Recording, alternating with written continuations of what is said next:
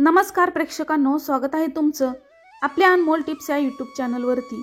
आज आपण व्हिडिओमध्ये पाहणार आहोत महाशिवरात्र म्हणजे पार्वती माता आणि भगवान शंकर यांच्या विवाहाचा दिवस म्हणजेच महाशिवरात्र होय। अखंड पृथ्वी तलावरती असलेल्या शिवलिंगामध्ये स्वतः महादेव प्रवेश करतात असे म्हटले जाते। पवित्र दिवशी महाशिवरात्रीची सुंदर अशी कथा ऐकणार आहोत। माता पार्वतीने भगवान शिवांशी विवाह करण्यासाठी कशा प्रकारे त्यांची भक्ती केली याची एक सुंदर अशी कथा आपण पाहणार आहोत। ही कथा ब्रह्मदेवांनी नारद मुनींना सांगितलेली आहे। त्याचे जे व्यक्ती ही कथा ऐकतात त्याचे दारिद्र्य दूर होते, दुःख दूर होते, धनसंपत्ती प्राप्त होते आणि ही कथा फक्त मनापासून ऐकल्याने आणि भगवान शंकर यांचे नामस्मरण केल्याने आपल्या सर्व इच्छा पूर्ण होतात। कथा आवडल्यास एक लाईक करा आणि ओम नमः शिवाय अशी कमेंट जरूर लिहा। देवी सतीनं आपल्या पिता दक्ष यांच्या यज्ञामध्ये देह अर्पण केला। माता पार्वतीच्या रूपामध्ये त्यांनी जन्म कसा घेतला, भगवान शिव यांना कशा प्रकारे माता पार्वती यांनी प्रसन्न करून घेतले, हा प्रश्न नारद मुनींनी आपले पिता ब्रह्मदेव यांना विचारला। त्यावेळेस ब्रह्मदेवांनी ही कथा नारद मुनींना सांगितलेली आहे। राजा दक्ष यांना 60 कन्या होत्या। त्या कन्यामधील एक कन्या होती, तिचा विवाह पितरांसोबत झाला होता। या कन्येला नंतर काही काळाने 3 मुली झाल्या आणि 3 मुलींपैकी मोठ्या मुलीचे नाव मैनावती असे होते। तिचा विवाह राजा हिमालय यांच्यासोबत झाला आणि या दोन्ही दाम्पत्यांनी ती तपश्चर्या केली आणि उमादेवी त्यांच्या तपस्येवरती प्रसन्न होतात। उमादेवी प्रसन्न झाल्या आणि त्यांनी मैनादेवी यांना दर्शन दिलं आणि त्यांना वरदान मागण्यास सांगितले। त्यावेळेस मैनादेवींनी असा वर मागितला की 100 पुत्र माझ्या पोटी जन्माला यावेत आणि उमादेवी तुम्ही स्वतः कन्या रत्न म्हणून माझ्या पोटी जन्म घ्यावा अशी त्यांची इच्छा त्यांनी व्यक्त केली। उमादेवी यांनी तथास्तु असं म्हटलं आणि एक सुंदर कन्या मैनादेवी यांच्या पोटी जन्माला आली। अत्यंत सुंदर आणि देखणी होती। या विश्वातील सौंदर्यवतींचं तेज एकवटून ह्या मुलीची निर्मिती झाली होती। म्हटल्यावरती ही मुलगी किती सुंदर असेल, अत्यंत देखणं रूप होतं पार्वती देवींचं। हजारो तारे सगळ्यांचे एकत्रित रूप म्हणजे पार्वती देवी हळूहळू मोठ्या होऊ लागल्या। ऋषी मुनींकडून त्यांनी विद्येचं ज्ञान सुद्धा घेतलं होतं। पार्वतीला ऋषींकडून ज्ञान मिळालं होतं। त्यावेळी त्यांचे वय अवघे 8 वर्ष होतं आणि हीच बातमी भगवान शिव यांना समजली होती।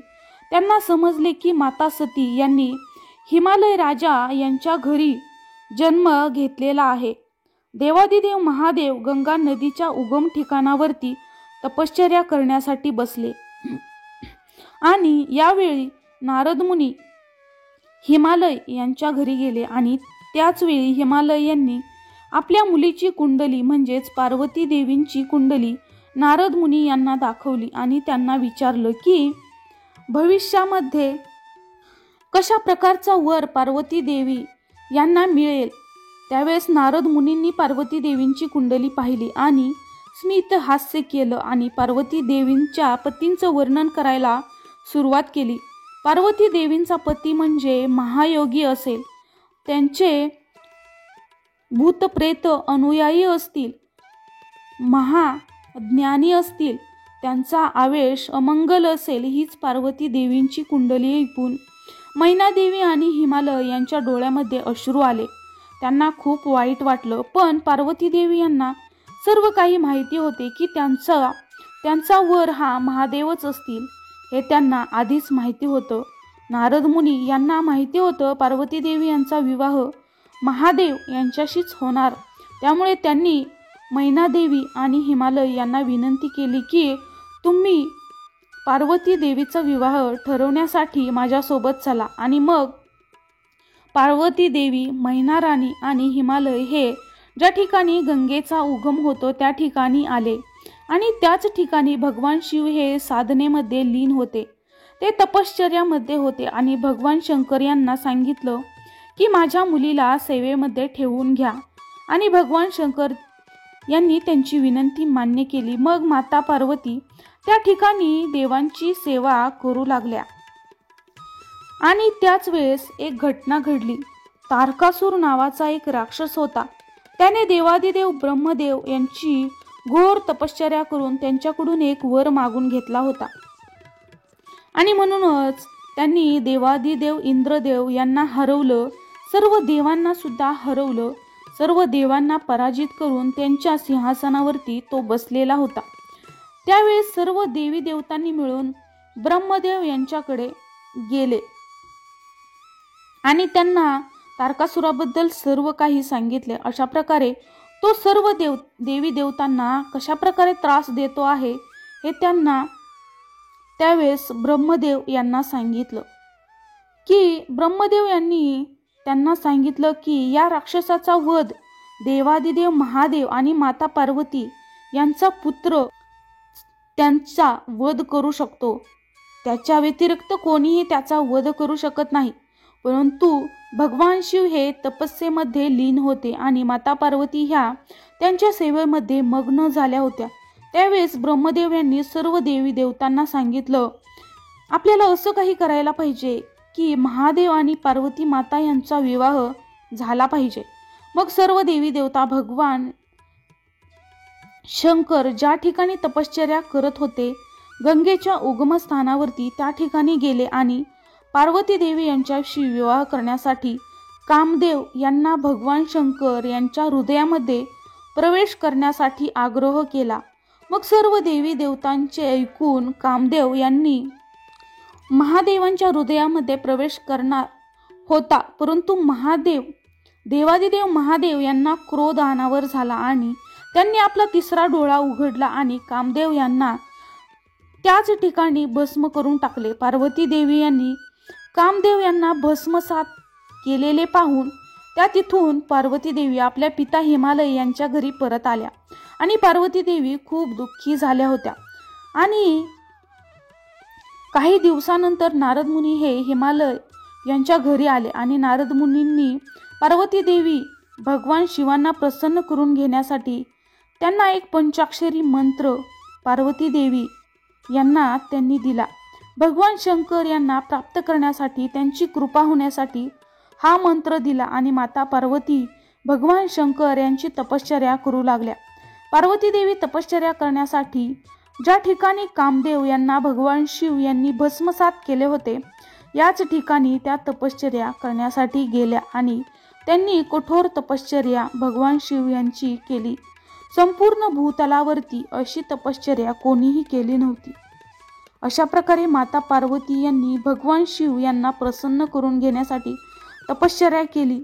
अनेक वर्षानुवर्ष माता पार्वती शिव यांची तपश्चर्या करत होत्या आणि म्हणूनच संपूर्ण पृथ्वी सुद्धा हलू लागली होती आणि ह्या पृथ्वीचा आता विनाश होतोय की काय अशी भीती सर्व देवी देवता यांना वाटू लागली. म्हणूनच सर्व देवी देवता भगवान शिव यांच्याकडे मदत मागण्यासाठी गेले की तुम्हीच आता काहीतरी करू शकता, तुम्हीच संपूर्ण विश्व वाचवू शकता. सर्व देवी देवतांनी सांगितले की कशा प्रकारे तारकासूर नावाचा राक्षस सर्व देवी देवतांना त्रास देत आहे. त्याने संपूर्ण पृथ्वी तलावरती हैदोस घातलेला आहे आणि ज्यावेळेस माता पार्वती आणि तुमचा विवाह होईल आणि त्यातून पुत्र प्राप्ती होईल, तो पुत्र तारकासुराचा वध करू शकेल. सर्व काही हकीकत देवी देवतांनी भगवान शिव यांना सांगितली. त्यावेळेस भगवान शिव त्यांच्यावरती प्रसन्न झाले. त्यांनी पार्वती माता यांच्याशी विवाह करण्यासाठी होकार दिला आणि त्यावेळेस महादेव यांनी सप्तऋषी यांना पार्वती देवी यांची परीक्षा घेण्यासाठी पाठवले. सर्व ऋषीमुनींनी सांगितले की महादेव हे भूत पिशाच यांच्यासोबत राहतात, ते खूप मोठे वैरागी आहेत, तुम्ही त्यांच्याशी विवाह करू नका. परंतु पार्वती माता यांनी निश्चित केले होते की विवाह करेन तर भगवान शिव यांच्याशी. सप्तऋषी माता पार्वती देवी यांचा विचार बदलू शकले नाहीत.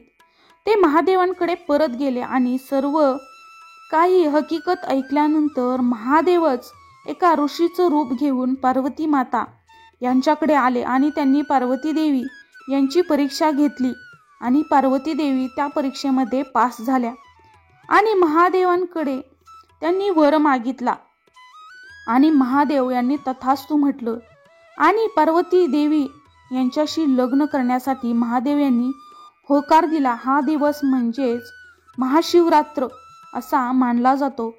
देवादिदेव महादेव आणि माता पार्वती यांचा विवाह खूप मोठ्या थाटामाटात पार पडला। सर्व देवी देवता पृथ्वी तलावरती सर्व भूत पिशाच गण सर्वजण या विवाहाला आलेले होते। असं म्हटलं जातं की प्रत्येक महिन्यामध्ये एकादशी येत असते, परंतु कोणतीही नाही केली तरी चालते। फक्त महाशिवरात्री हे व्रत वर्षातील एक व्रत केल्यानंतर सर्व व्रतांचे फळ मिळते। महाशिवरात्र ही खूपच पवित्र मानली जाते। या दिवशी महादेव यांचा मंत्रांचा जप करण्याला खूपच महत्त्व आहे आणि असे केल्यामुळे आपल्याला मोक्ष प्राप्तीचा मार्ग मिळतो असे म्हटले जाते। प्रेक्षकांनो, व्हिडिओ आवडल्यास लाईक करा आणि अशाच प्रकारच्या महत्त्वपूर्ण माहितीसाठी आपल्या चॅनलला सबस्क्राईब करा। भेटूया अशाच एखाद्या व्हिडिओमध्ये, तोपर्यंत नमस्कार, धन्यवाद।